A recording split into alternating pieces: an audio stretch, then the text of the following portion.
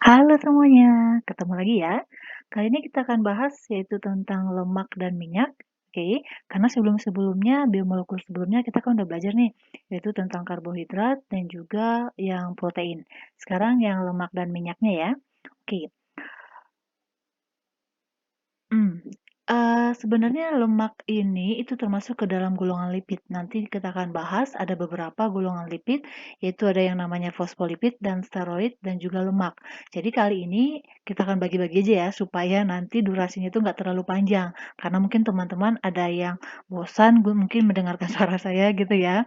Tapi tujuannya sih baik, saya buat video panjang full gitu supaya teman-teman nggak susah nyarinya. Jadi dalam satu video lengkap satu materi gitu. Tapi ada yang request, ya udah nggak apa-apa, saya buat cuma per subbab-subbab aja ya. Jadi sekarang kita bahas ini khusus untuk lemak dan minyaknya ya. Oke.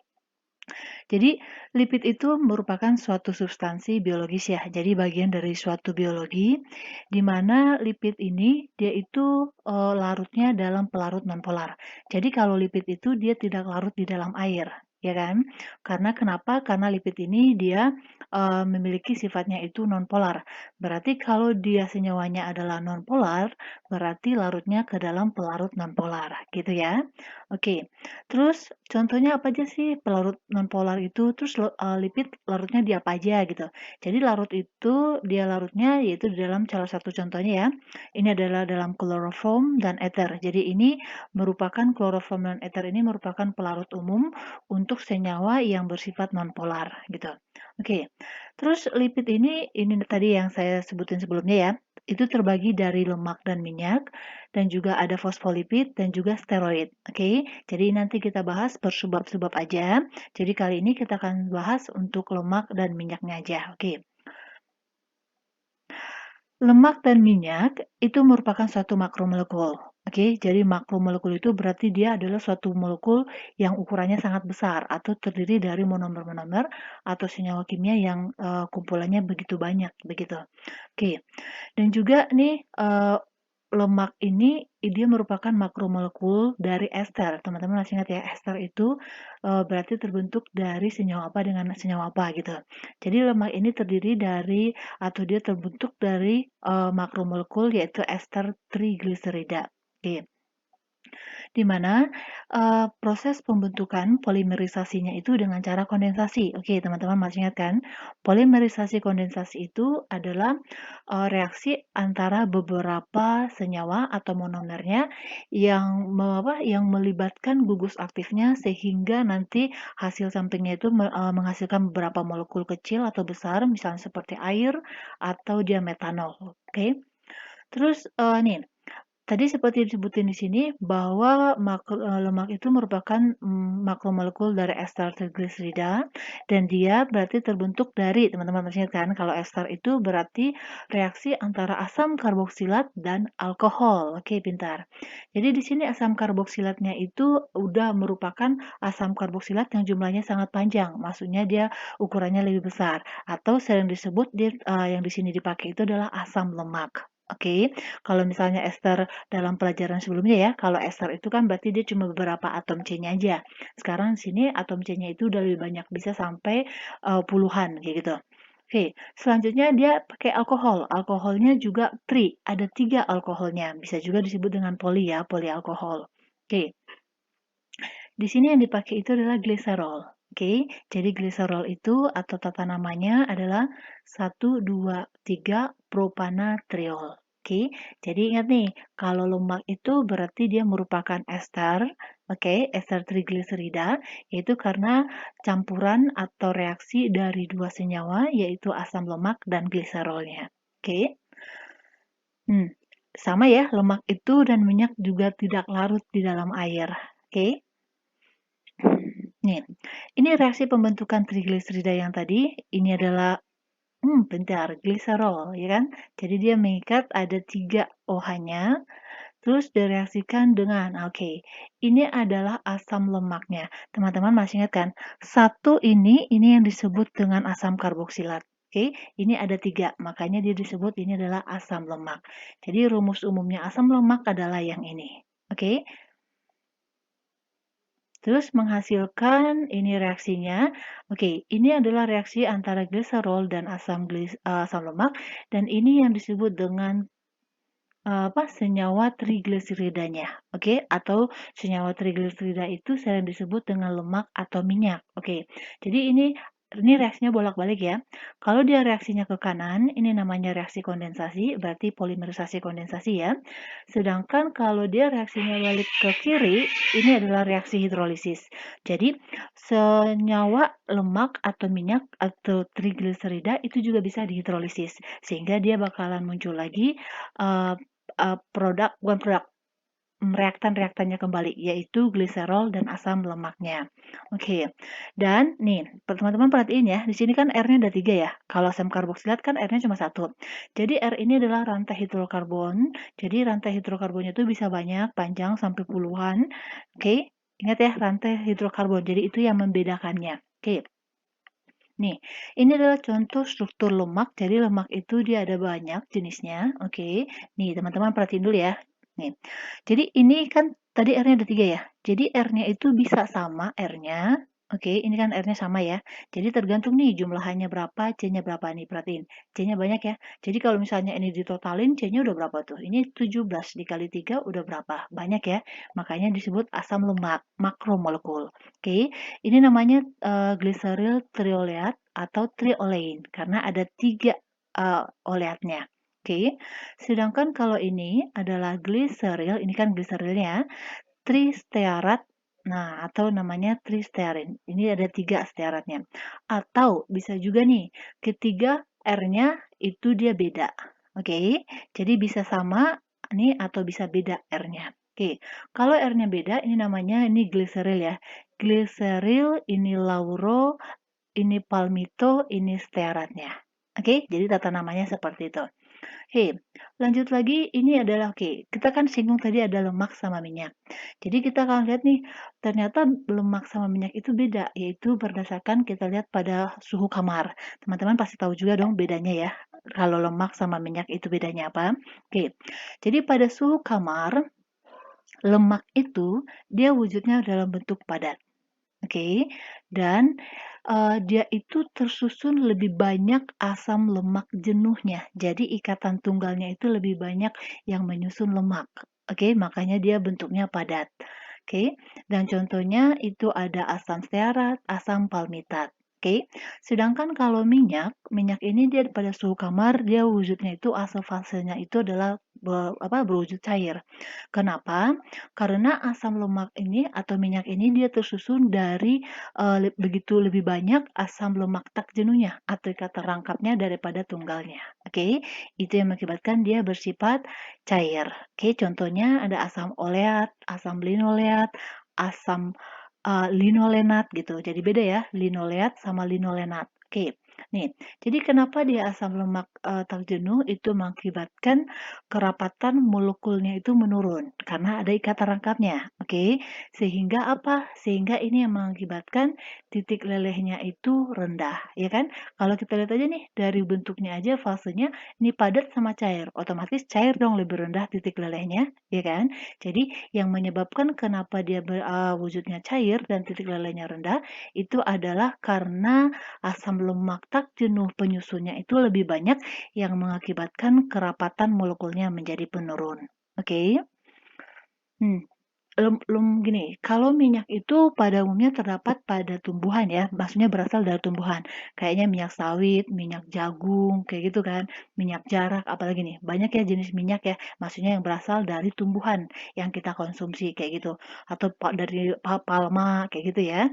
Kalau lemak sih biasanya dari apa? Berasalnya itu dari tumbuh-tumbuhan, bukan tumbuh-tumbuhan, hewan, ya kan? Tapi ada juga dari tumbuh-tumbuhan, tapi nggak begitu banyak begitu. Oke. Nih, reaksi-reaksi lemak. Oke, jadi lemak dan minyak itu dia memiliki beberapa jenis reaksi. Yang pertama ini hidrolisis, teman-teman tadi pasti tahu ya. Kita udah bahas sekilas. Hidrolisis itu berarti reaksi penguraian, oke, dari makromolekulnya menjadi reaktannya gitu. Oke, perhatiin. Ini adalah rumus dari lemaknya. Oke, berarti nih ada 3 stearatnya. Oke, dan kita hidrolisis yaitu dengan air dan menghasilkan yang ini adalah gliserol. Oke, gini ya, kalau untuk menghidrolisis itu ada 2 keadaan. Kalau misalnya di lab dia bisa menggunakan asam, asam pekat. Tetapi kalau di dalam tubuh, lemak yang ada dalam tubuh kita, itu dia dihidrolisis yaitu dengan menggunakan enzim, yaitu enzim lipase. Oke, jadi teman-teman harus perhatiin nih, nanti ditanya itu dalam keadaan apa, apakah di laboratorium atau di dalam tubuh. Kalau di dalam tubuh, ingat ya, yang berperan itu adalah enzim. Jadi katalis di dalam tubuh kita itu adalah enzim. Makanya disebut biokatalis. Oke, sehingga dia akan menghasilkan reaktannya, yaitu ini kembali lagi ya, gliserolnya sama ini yang tristeratnya, yang ini. Di sini di pemotongannya. Oke, bisa ya? Oke. Next lagi, nih, saponifikasi. Namanya aja saponifikasi, berarti sampo gitu ya. Jadi saponifikasi ini juga disebut dengan reaksi penyabunan. Oke, jadi kalau reaksi penyabunan itu adalah reaksi antara asam lemak, oke ini kita contohkan ya, gliseril tristearat. Jadi kalau reaksi penyabunan itu adalah reaksi asam lemak, itu kita reaksikan dengan basa. Tapi basa yang digunakan di sini itu ada 2, yaitu NaOH sama KOH. Jadi natrium hidroksida dan kalium hidroksida. Kalau dia menggunakan natrium hidroksida itu biasanya untuk deterjen. Tetapi kalau untuk misalnya untuk sabun untuk mandi itu dia menggunakan KOH karena KOH itu dia lebih lunak daripada NaOH. Kalau NaOH itu untuk sabun keras atau biasanya digunakan untuk deterjen begitu. Oke, jadi nanti hasilnya itu dia akan menghasilkan gliserol. Oke, dan ya ini dia. Ini dia yang disebut dengan sabun, yaitu natrium stearat. Jadi Na-nya itu dia bertukar dengan yang di sini ya. Oke. Jadi, bentar, ininya lepas, dia membentuk gliserol, oke, dan ini bereaksi dengan Na-nya. Makanya disebut natrium stearat. Itu, nah jadi garamnya itu atau natrium stearatnya itu yang merupakan asam. Jadi sebenarnya gini, ini kan asam nih, ya kan? Asam lemak ya tadi. Ini basa. Teman-teman ingat aja, asam direaksikan dengan basa menghasilkan garam. Oke, jadi sebenarnya sabun yang kita gunakan itu adalah garam. Oke, ini dia. Jadi natrium stearat ini sabun ini adalah garam. Dan biasanya gliserol ini itu dipakai untuk kosmetik kayak gitu. Oke. Selanjutnya yaitu hidrogenasi. Oke, kalau hidrogenasi minyak ini adalah suatu reaksi di mana ikatan tak jenuhnya, yang ikatan rangkap itu dihidrogenasi, maksudnya kita reaksikan dengan hidrogen. Oke, jadi reaksi adisi gitu. Jadi pemutusan ikatan rangkapnya menjadi ikatan tunggal. Oke, ini dia. Kita contohkan nih gliseril trilinoleat gitu. Oke, kita reaksikan dengan hidrogen. Oke, sehingga nih, di sini yang kita gunakan katalisnya nikel ya. Jadi nikel itu untuk mempercepat terjadinya reaksi hidrogenasi ini atau reaksi adisi. Kalau tanpa menggunakan nikel, ini serbuk nikel, itu nanti dia akan lama reaksinya. Teman-teman ingat ya, katalis itu gunanya untuk mempercepat terjadinya reaksi. Oke, dan tidak mempengaruhi jumlah produknya. Nih, akhirnya apa? Nih, jadi ikatan tunggal semuanya. Ini saya langsung itu ya. Jadi CH2-nya nanti panjang-panjang-panjang. Jadi saya buat rangkap 6, jadi 16 nih. Jadi rangkapnya ini putus, ini juga putus. Oke, ini putus, ini putus, ini putus. Jadi tidak ada ikatan rangkapnya lagi. Jadi yang ada adalah ikatan jenuh gitu. Oke. Dan ini bentuknya dalam bentuk cair. Oke, setelah dia dihidrogenasi dia akan berbentuk padat. Oke, dengan titik didihnya 71 derajat Celcius. Ingat ya, tadi yang cair itu berarti dia minyak, ya kan? Makanya ini hidrogenasi minyak. Jadi minyak kita rubah menjadi lemak. Lemak tadi yang bentuknya padat.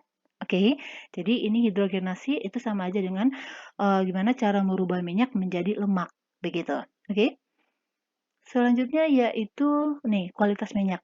Jadi kualitas minyak itu kita bisa tahu nih kualitas minyak di pasaran itu yang bagusnya gimana, itu dengan cara itu dengan bilangan iodinnya.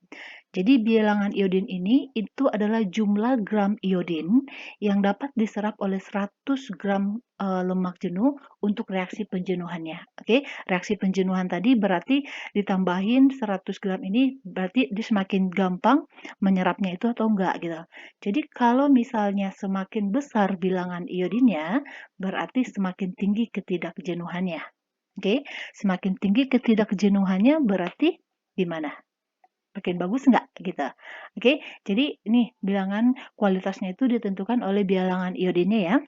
Oke, jadi semakin besar bilangan iodinnya setelah penambahan bilangan iodin tadi dengan penambahan gram iodinnya berarti semakin tinggi ketidakjenuhannya. Berarti ikatan rangkapnya itu semakin banyak. Oke. Jadi kalau ikatan rangkapnya semakin banyak berarti bagus dong karena kan dia pemutusannya dia lama. Oke. Selanjutnya lagi ini, manfaat dari lemak dan minyak.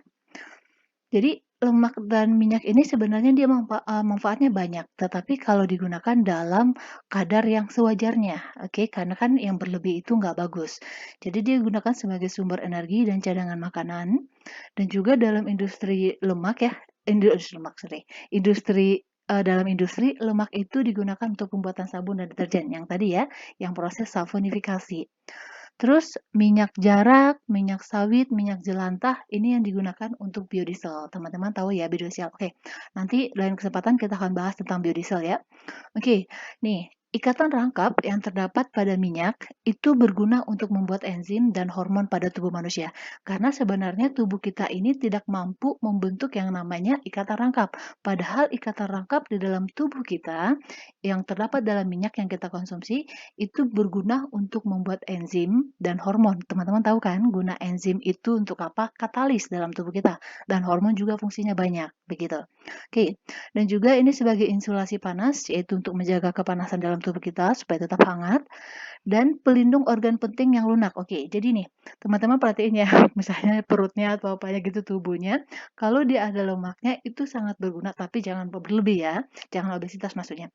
Jadi, itu dia berfungsi untuk pelindung organ tubuh kita yang lunak, misalnya melindungi bagian paru-parunya, melindungi bagian organ misalnya hatinya, kayak gitu ya. Jadi bagian lunak dalam tubuh kita itu terlindungi oleh lemaknya.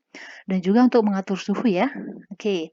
Dan ini juga menahan organ tubuh dari goncangan. Oke, jadi dia yang berguna untuk melindunginya. Nih, tadi itu adalah manfaatnya. Ternyata seperti yang tadi kita jelasin ya, minyak atau lemak itu digunakan kalau dalam kadar berlebih atau kita konsumsi dalam hal berlebih, itu akan mengakibatkan dampak negatif buat tubuh kita. Oke, contohnya nih. Teman-teman pasti pernah dengar nih, hasil oksidasi minyak goreng itu, oke, jadi pemanasan nih. Jadi kalau misalnya, makanya kan teman-teman pernah sering dengar, minyak itu cuma bisa, kalau bisa ya, kalau bisa itu cuma sekali pakai. Kayak gitu. Jadi karena kenapa? Karena dia akan menghasilkan senyawa aldehid, keton, peroksida, yang lainnya itu bersifat racun.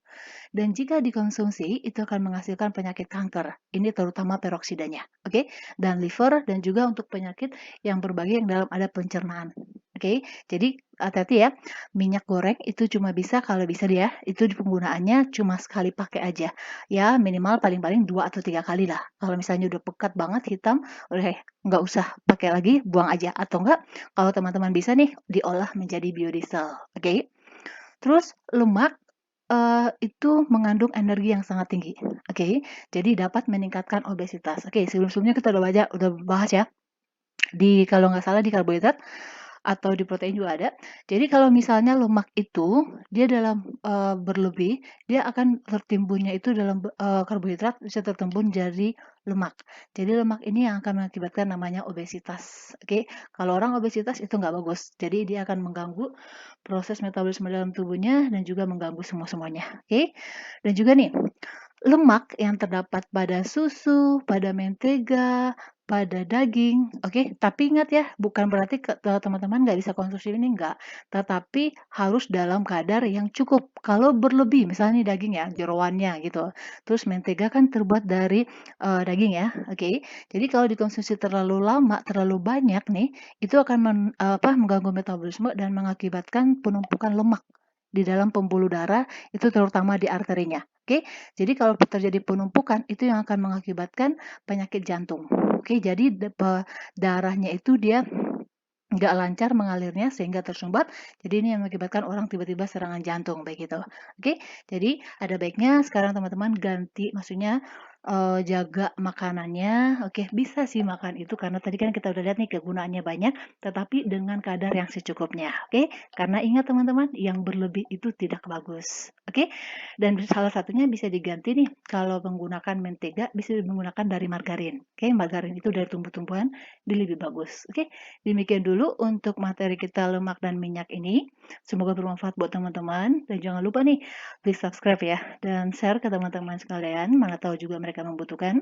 Dan kalau bisa teman-teman cari nih materinya, ada di link ini. Oke, Kimia itu gampang. Atau mungkin kalau belum tersedia yang ini, pakai yang itu deh, yang ada WordPress-nya. Oke, demikian dulu. Terima kasih.